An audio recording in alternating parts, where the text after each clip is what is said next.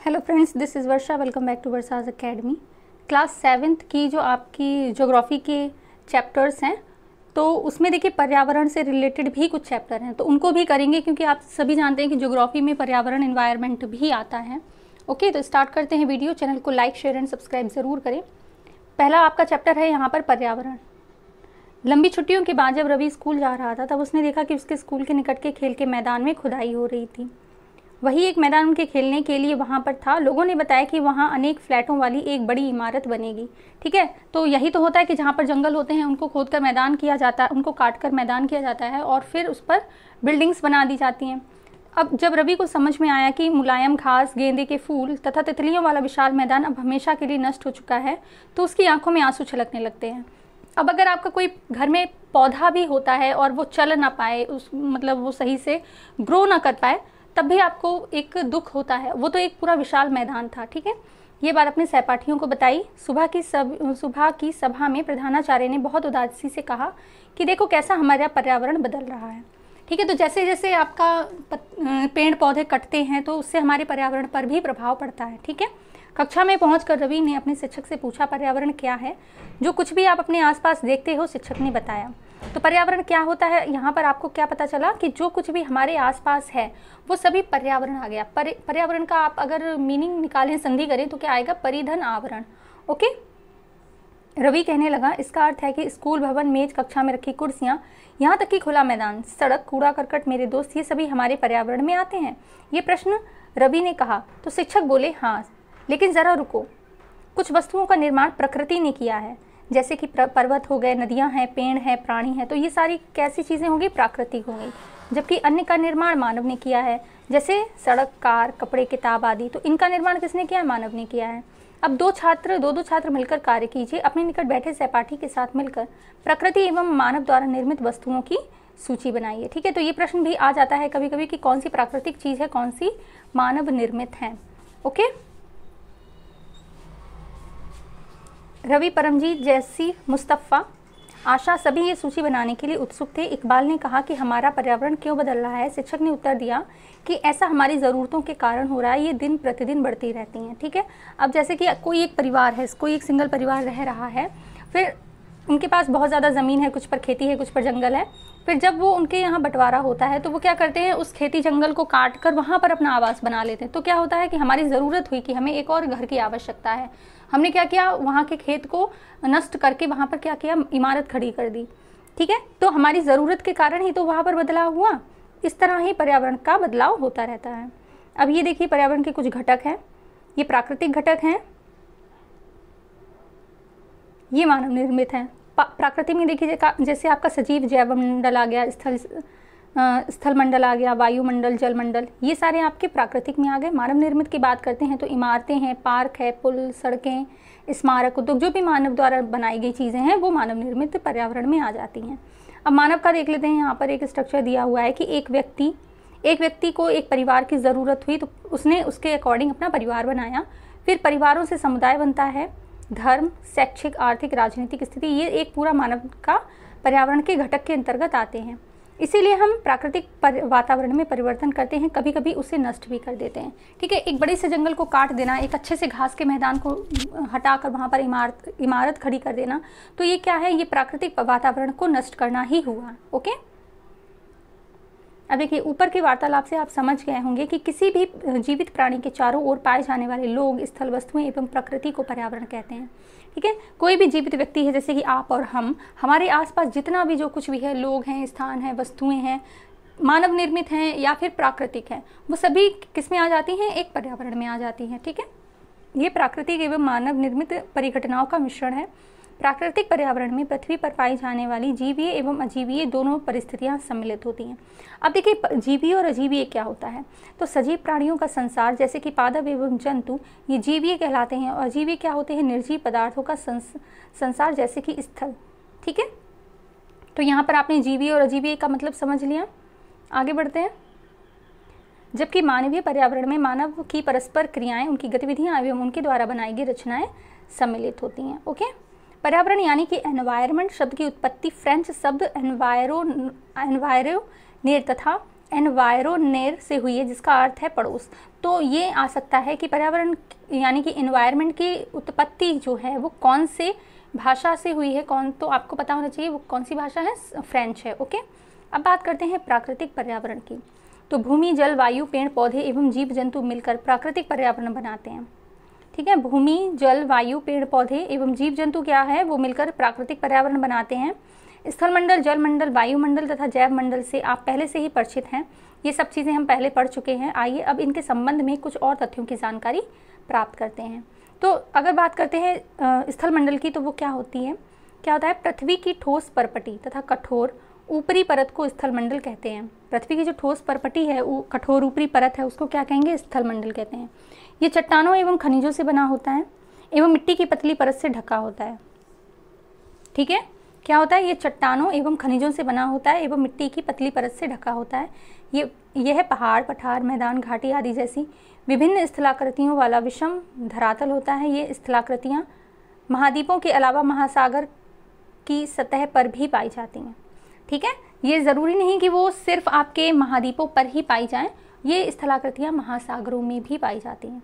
स्थलमंडल का वह क्षेत्र जो हमें वन, कृषि एवं मानव बस्तियों के लिए भूमि, पशुओं को चरने के लिए घास स्थल प्रदान करता है। ये खनिज संपदा का भी एक स्रोत है। खनिज संपदा यानी कि जैसे आपने देखा होगा कुछ खानों में कोयला निकल रहा है, हीरा निकल रहा है, कुछ में यूरेनियम है, तो इस तरह की अगर जो संपदा होती है उसको हम खनिज कहते हैं। ये देख लेते हैं, अपने आसपास के स्थल को देखिए, ये एक कार्य है बच्चों के लिए।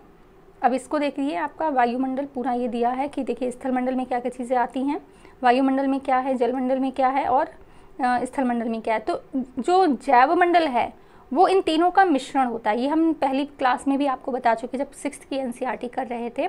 जैवमंडल क्या होता है, वो स्थलमंडल, वायुमंडल और जलमंडल को मिलाकर जैवमंडल का निर्माण होता है। ठीक है, जल क्षेत्र को जलमंडल कहते हैं। ये जल के विभिन्न स्रोतों जैसे झील, नदी, समुद्र, महासागर आदि जैसे विभिन्न जलाशयों से मिलकर बनता है। ये सभी प्राणियों के लिए आवश्यक है। अगर आपको पानी नहीं मिलता है, हवा नहीं मिलती है, तो आपका जीवन असंभव है। ठीक है, तो पृथ्वी पर रहने का एक मुख्य कारण है कि वहाँ पर पानी और हवा की प्रचुरता है। ओके, देखिए पृथ्वी के चारों ओर फैली वायु की पतली परत को वायुमंडल कहते हैं। पृथ्वी को गुरुत्वाकर्षण बल अपने चारों ओर वायुमंडल को थामे रखता है। ये सूर्य की झुलसाने वाली गर्मी एवं हानिकारक किरणों से हमारी रक्षा करता है। पृथ्वी का जो गुरुत्वाकर्षण बल है वो क्या करता है, अपने चारों ओर वायुमंडल को थामे रखता है, वायु को थामे रखता है, और इस वायु से क्या होता है कि पृथ्वी की जो गर्मी है, जो हानिकारक किरणें हैं, उनसे हमें प्रोटेक्शन मिलती है, उनसे हमारी रक्षा होती है। ओके, अब देखिए कई प्रकार की गैस, धूल कण एवं जल वाष्प उपस्थित रहते हैं। जो वायुमंडल है उसमें कई प्रकार की गैसें भी होती हैं, धूल भी होता है, धूल के कण भी होते हैं और जलवाष्प भी होता है। अब आप देख लीजिए कहीं किसी झरोखे से आपके बंद कमरे में जब रोशनी आ रही होती है धूप की, तो वहाँ पर बहुत ज़्यादा धूल के कण दिखाई देते हैं, है ना। तो वो वैसे ही आप यहाँ पर देख सकते हैं। वायुमंडल में परिवर्तन होने पर मौसम एवं जलवायु में परिवर्तन होता है। पादप एवं जीव जंतु मिलकर जैवमंडल तथा सजीव संसार का निर्माण करते हैं। ये पृथ्वी का वह संकीर्ण क्षेत्र है जहाँ स्थल, जल एवं वायु मिलकर जीवन को संभव बनाते हैं। पारितंत्र क्या है, तो यहाँ देख लीजिए शब्दावली, वह तंत्र जिसमें समस्त जीवधारी आपस में एक दूसरे के साथ तथा पर्यावरण के उन भौतिक एवं रासायनिक कारकों के साथ परस्पर क्रिया करते हैं जिसमें वे निवास करते हैं। वे सब ऊर्जा और पदार्थ के स्थानांतरण द्वारा संबद्ध हैं। ठीक है, क्या होता है परितंत्र, वह तंत्र जिसमें जीवधारी आपस में एक दूसरे के साथ तथा पर्यावरण के उन भौतिक एवं रासायनिक कारकों के साथ परस्पर क्रिया करते हैं जिसमें वे निवास करते हैं। वे सब ऊर्जा और पदार्थ के स्थानांतरण द्वारा संबद्ध हैं। अब देखिए परितंत्र क्या है, यहाँ देख लेते हैं। तो रवि कक्षा के एक एनसीसी कैंप में जैसी से आश्चर्य ने कहा कि कितनी मूसलाधार वर्षा हो रही है, इसमें मुझे अपना केरल याद आ गया। ठीक है, जैसी ने क्या कहा, एनसीसी कैंप में आप सभी जानते हैं हर क्षेत्र के बच्चे आते हैं, तो जैसी ने ये बोला कि कितनी ज़्यादा बरसात हो रही है जिसमें मुझे अपना केरल याद आ गया। तुम सबको आकर देखना चाहिए कि कैसे हरे भरे खेतों और नारियल के बागानों में लगातार बारिश होती रहती है। तभी जैसलमेर में रहने वाली हीरा ने आश्चर्य से कहा कि हमारे यहाँ बारिश नहीं होती, हमारे यहाँ वर्षा होती ही नहीं है, हमें तो दूर दूर तक केवल कीकर एवं रेत ही नज़र आती है, लेकिन वहाँ ऊँट भी तो मिलते हैं, रवि ने कहा। ठीक है, रवि ने क्या कहा कि वहाँ ऊँट भी मिलते हैं। तो यहाँ एनसीसी कैंप में हर बच्चा अपने यहाँ की प्राकृतिक घटनाओं के बारे में बता रहा है। ये देखिए एक जलाशय का है, एक ताल का परितंत्र है। हीरा ने कहा ऊँट तो मिलेंगे ही, जब तुम हमारे रेगिस्तान आओगे तो तुम्हें सांप, छिपकली एवं अनेक कीट भी देखने को मिलेंगे। रवि हैरत में पड़ गया। विभिन्न स्थानों पर पाए जाने वाले जीव जंतु, वनस्पति एवं लोगों के रहन सहन के तरीके इतने भिन्न क्यों हैं? क्या सभी का एक दूसरे के साथ संबंध होता है? तो भाई सभी का होता है। घास खाने वाला एक अलग होता है शाकाहारी, फिर उसके बाद मांसाहारी आ जाते हैं जो शाकाहारी को खाते हैं, है ना। फिर सर्वाहारी आ जाते हैं जो सब कुछ खाते हैं, जैसे कि आपके जो वेजिटेबल्स होते हैं उनको भी नॉन वेजिटेरियन, ठीक है, मांसाहार शाकाहार वो सब खाते हैं। सर्वाहारी में वो आ जाते हैं। बिल्कुल बहुत संबंध है, शिक्षक ने कहा। सभी पेड़ पौधे, जीव जंतु एवं मानव अपने आसपास के पर्यावरण पर आश्रित होते हैं, प्रायः वे एक दूसरे पर भी आश्रित हैं। जीवधारियों का आपसी एवं अपने आसपास के पर्यावरण के बीच का संबंध ही परितंत्र का निर्माण करता है। अधिक वर्षा वाले वन, घास स्थल, रेगिस्तान, पर्वत, झील, नदी, महासागर एवं छोटे से ताल का भी एक परितंत्र हो सकता है। ठीक है, ये ज़रूरी नहीं कि जो आपका वन है, महासागर है, घास के मैदान है, जो बड़े बड़े क्षेत्र हैं उनका ही अपना एक परितंत्र हो, एक छोटे से तालाब का भी अपना एक परितंत्र हो सकता है। ठीक है, तो याद रखिएगा ये। क्या आपको लगता है कि जिस पार्क में रवि उनके मित्र खेलते थे वह भी एक परितंत्र बनाता था? जी हाँ, बिल्कुल बनाता था। जब एक तालाब बना सकता है, हर एक क्षेत्र अपना अलग परितंत्र बना सकता है, तो वो बाघ क्यों नहीं? ओके, अब यहाँ देखिए मानवीय पर्यावरण। मानव अपने पर्यावरण के साथ पारस्परिक क्रिया करता है और उसमें अपनी आवश्यकता के अनुसार परिवर्तन करता है। ठीक है, अपनी जितनी भी ज़रूरतें होती हैं उन्हीं की पूर्ति के लिए तो हम पर्यावरण में परिवर्तन करते हैं। प्रारंभिक मानव ने स्वयं को प्रकृति के अनुरूप बना लिया था। उनका जीवन सरल था और आसपास की प्रकृति से उनकी आवश्यकताएं पूरी हो जाती थी। समय के साथ कई प्रकार की आवश्यकताएं बढ़ी। मानव ने पर्यावरण के उपयोग और उसमें परिवर्तन करने के कई तरीके सीख लिए। उसने फसल उगाना, पशुपालना, स्थायी जीवन जीना सीख लिया। पहले क्या थे, वो घुमंतु थे। ठीक है, उनको जहाँ पर जो भी भोजन मिलता था वो वहाँ पर ही रहते थे। फिर धीरे धीरे उन्होंने स्थायी जीवन शुरू किया, पशुओं का पालन करना शुरू किया। पहिए का आविष्कार हुआ। ये सारी चीज़ें हम इतिहास में पढ़ चुके हैं। आवश्यकता से अधिक अन्न उपजाया। वस्तु विनिमय पद्धति का विकास हुआ। वस्तु विनिमय पद्धति क्या होता है कि अगर किसी के यहाँ गेहूँ है, किसी के यहाँ चावल है, तो वो क्या करता था, गेहूँ के बदले चावल ले लेते थे। तो इस तरह से वस्तुओं का विनिमय हो जाता था, वस्तुओं का आदान प्रदान हो जाता था। व्यापार आरंभ हुआ। ठीक है, व्यापार में सबसे पहले वस्तु विनिमय ही शुरुआत हुई, क्योंकि उस समय पैसों का महत्व नहीं था, उस समय पैसे नहीं थे। फिर वाणिज्य का विकास हुआ। औद्योगिक क्रांति से बड़े पैमाने पर उत्पादन प्रारंभ हो गया। परिवहन तेज गति से प्रारंभ हुआ। सूचना क्रांति से पूरे विश्व में संचार सहज और द्रुत होता गया। क्या आप जानते हैं कि आप गर्मी में रसीला तरबूज एवं सर्दी में भुनी हुई मूंगफली खाना पसंद क्यों करते हैं? क्यों? क्योंकि आपका जो शरीर है वो कुछ इस तरह से बना हुआ है कि आपको मौसमी चीज़ें खानी चाहिए और फिर मौसम के अकॉर्डिंग ही चीज़ें होती हैं। जैसे कि गर्मियों में आपको तरबूज मिल जाएंगे बट सर्दियों में नहीं मिलते हैं। प्राकृतिक एवं मानवीय पर्यावरण के बीच सही संतुलन होना आवश्यक है। मानव को पर्यावरण के साथ समरसता से रहने एवं उनका उपयोग सीखना चाहिए।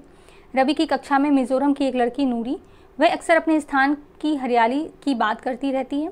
खेल का मैदान नष्ट होने के कारण रवि की उदासी को देखकर नूरी ने उसे आने वाली छुट्टियों में अपने घर मिजोरम आने को कहा।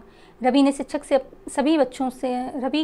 ने सभी बच्चों से कहा कि छुट्टियों में वे जिन स्थानों में पर जाएंगे वहाँ के भू दृश्य, घरों एवं लोगों के क्रियाकलापों का चित्र बनाएं। ठीक है, तो ये एक कार्य उन्होंने दिया। यहाँ पर आपका जो चैप्टर है वो कंप्लीट होता है। देखिए, हम स्टार्टिंग से कहते जा रहे हैं कि एनसीईआरटी के exercises as it is questions वहाँ से बनते हैं, तो एक्सरसाइजेज ज़रूर करिएगा। ओके, तो बने रहिए। जैसे यहाँ पर देखिए मैचिंग दी है, तो आपको ये मैचिंग करनी है। यहाँ पे जो टिक ऑप्शन दिए हैं आपको ये करने हैं।